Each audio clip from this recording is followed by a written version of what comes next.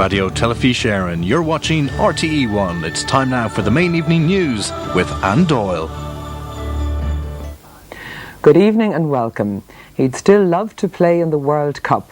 But Roy Keane says his conscience is clear and that he's sticking to his guns. More pilots suspended. Aer Lingus brings in outside crews for Thursday's strike. Optimistic noises. Negotiations begin between Fianna Fáil and the PDs on forming the next government. More than 100 homes and businesses raided in a major Garda crackdown on child pornography.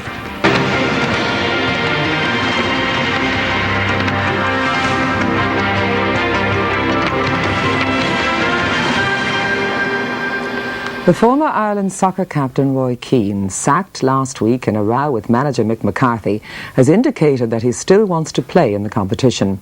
In an exclusive interview for RTE News, Keane said that maybe a way could be found for him to play in Japan. In the interview, Keane said he was aware of the amount of pain and confusion the row with Mick McCarthy had caused in Ireland, but he said he felt he had been backed into a corner at the Ireland training camp in Saipan and he had come out fighting.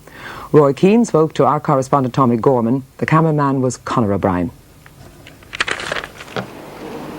He's one of the finest soccer players alive.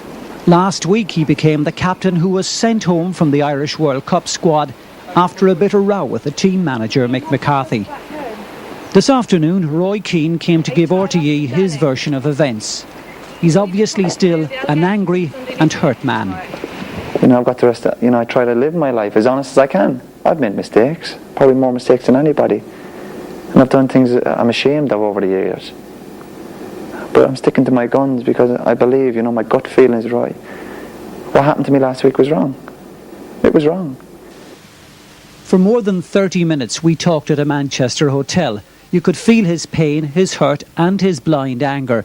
But it was only when we began to discuss his responsibilities to Irish fans that Keane began to change. What about the sense of confusion they feel? That you guys can't sort this out as adults? You're probably right. As I said, I'm agreeing with a lot of your points. And I do realise there's kids in Ireland, there's people in Ireland, my family were supposed to travel and it's all got messy, but nobody wanted that, nobody.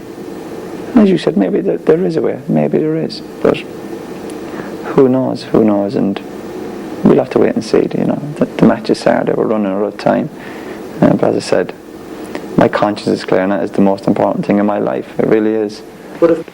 Our interview had started with Keane expressing his fury, but by the time we were finishing, when I broached the subject of a reconciliation between Mick McCarthy, the panel and Roy Keane, he was practically in tears.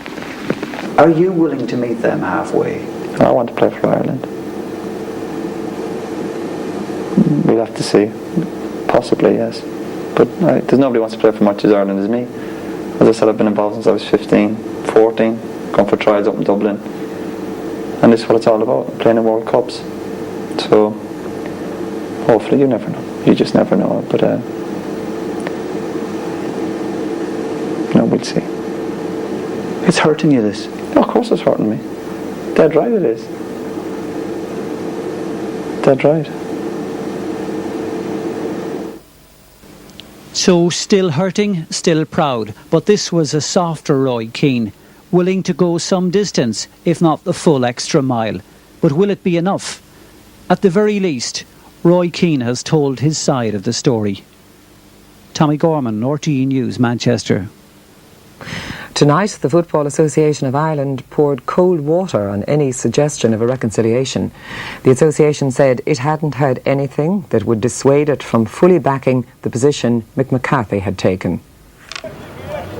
Now just days away from Ireland's first game against Cameroon, and it seems as though any hope remaining for a Roy and the Republic reconciliation has faded. The FAI, reacting to tonight's interview with the former captain, say their support is firmly behind Mick McCarthy and the rest of the Irish squad. It's what Mick and the players are looking for. That's really what this is about. On Tuesday night we resolved the situation. I keep saying that by about 5 minutes.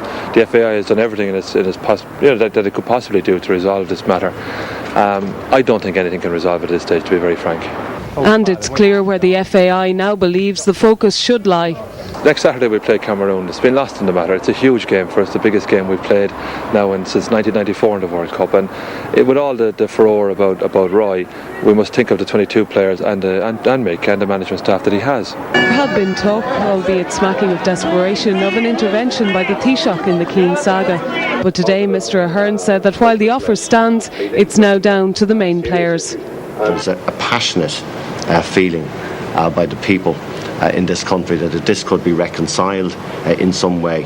Everyone, I think, would not alone be happier, but probably would be sleeping happier. There's a huge public interest in this, and it would be just great if it can be reconciled. I do not know if it can or not. Aoife Kavanagh, RTE News. And our sports editor, Tony O'Donoghue, joins us now by video phone from Japan. Tony, how long until Mick McCarthy is likely to be poring over a transcript of that interview with Roy Keane? I think very shortly indeed, Anne. In the land of the rising sun, day has broken here. It's just after 5 a.m. And when Mick McCarthy does wake up, he'll wake up to a storm of media interest, both here and, of course, at home as well.